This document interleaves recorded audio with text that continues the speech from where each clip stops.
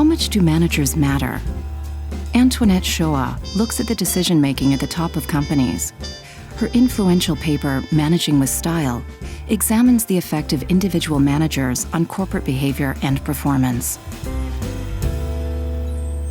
Economic theory assumed that managers are just another input into the production function. It was not taking into account as much that a CEO of a firm is a very individualistic input. But there is a big challenge because you also don't want to go into an analysis that just looks at anecdotes and thinks about how an individual person runs her or his individual firm, right?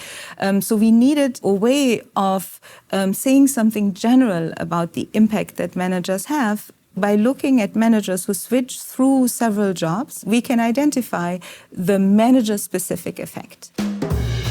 Together with her co-author, Marianne Bertrand, Schoar constructed a data set that tracked the same top managers across different firms over time. The sample contained about 600 US firms and over 500 individual managers that changed firms at least once. The data showed that the person at the top influences a wide range of corporate decisions. There are clearly big differences in how managers run their firms. There are lots of changes that happen within a firm exactly when a new manager with his or her specific style comes to the firm. How cost efficient the firm is, how the firm thinks about acquisitions versus investing and building from within.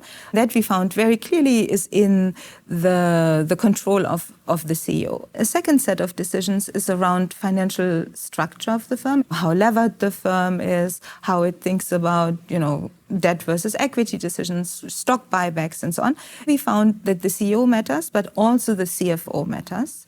And then finally, we looked at decisions around, the performance itself. CEOs matter quite a bit for, kind of the return on equity of the firm.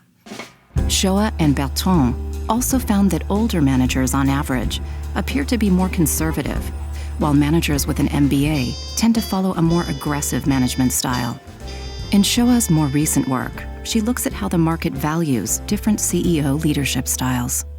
In this first paper, right, we were quite careful in not over-interpreting the results because, of course, you could say that certain type of managerial styles might match with firms that are either in trouble or, are doing very well. From that work per se, it was tougher to say that there was this kind of, correlation. I have some recent work with a former student of mine, for example, where we look at how the stock market responds to the hiring of CEOs that either were having their first job in a recession versus in a boom time. And you see that those managers have different styles and the stock market reacts very differently to them. So I think it's not too far of a stretch to think that, there is a correlation between styles and performance.